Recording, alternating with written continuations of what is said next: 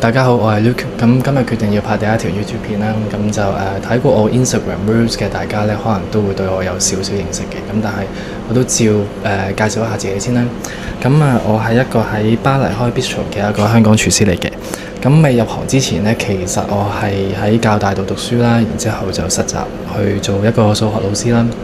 咁但係大概9年之前呢，咁就決定要跟隨住自己嘅熱誠，就唔做老師去做廚師。咁由一開始跟一個英國廚師喺香港度做 pop up 啦，後尾去到倫敦，我就跟佢一齊去倫敦。咁就喺嗰度識咗我嘅第一個師傅。咁就同佢做咗差唔多2年嘢之後呢，就決定要去日本嗰度發展啦。咁但係因為疫情嘅關係，咁所以我就嗰陣時我冇留到喺日本。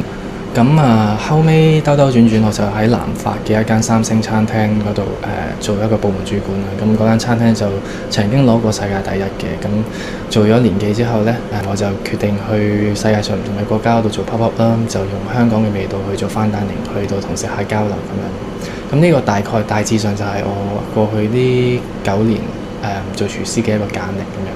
咁所以如果大家睇完之後仲有啲咩想知嘅話，其實可以不妨 comment， 咁話我知有啲咩想我繼續講落去，咁我就可以盡量抽時間拍片再講多啲。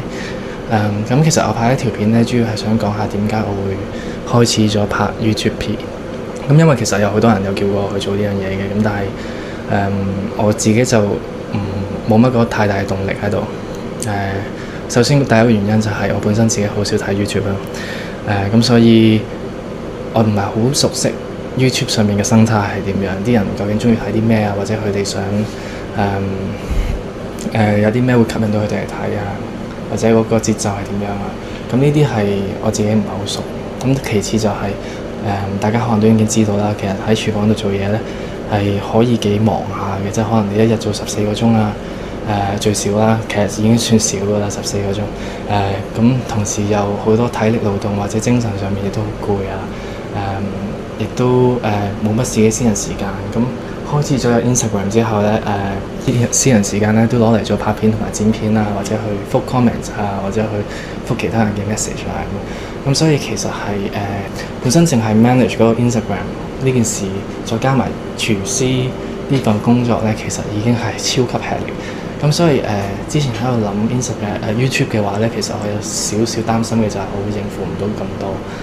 咁但係我諗過之後，諗深一層，咁其實我都決定係想試下YouTube 呢件事嘅。咁其實最主要原因就係 Instagram 呢個平台其實佢好講究個節奏啦。咁所以所有節奏都要好快，剪每條片每1秒鐘都要好緊密啊。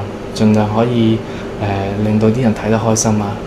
咁但係個問題就係好多嘢其實可以講得再仔細啲嘅，即係譬如我對某啲嘢嘅睇法，作為廚師對某啲嘢嘅睇法啊，或者有啲小故事可以分享仔細啲去分享俾大家，或者甚至係一啲食譜上面就係 recipe 嗰啲都係啦，即係譬如之前嗰個港式撈撈又係啦。咁有啲人想知道個汁點樣去整，咁但係我喺 Reel 上面冇時間去再好仔細咁樣講，如果唔係就要好多分鐘去講。又或者之後會有個白咖喱咁樣咧，都會想去分享俾大家聽，我呢個餐廳嗰度點樣做法咧。咁我都希望可以喺 YouTube 上面可以仔細啲咁同大家去分享嘅。咁俾一啲喺香港度住又好啦，或者喺外國度住但係掛住香港嘢食嘅觀眾睇完之後，可以複製翻出嚟再去食翻，咁都係一件好事嚟嘅。咁另外一樣嘢就係，我覺得好多人睇完個 Instagram 嘅片之後，就會以為咗我係一個好多嘢講或者好無厘頭嘅人啦。咁但係其實完全唔係，其實現實中嘅我係一個非常之咁內向同埋好靜多講嘢嘅一個人嚟。咁所以同喺 Instagram 上面我呢個出入係超級大。咁希望拍 YouTube 片嘅時候可以講多啲嘢嘅時候，俾大家可以喺另一個角度去了解多啲我呢個人。多謝。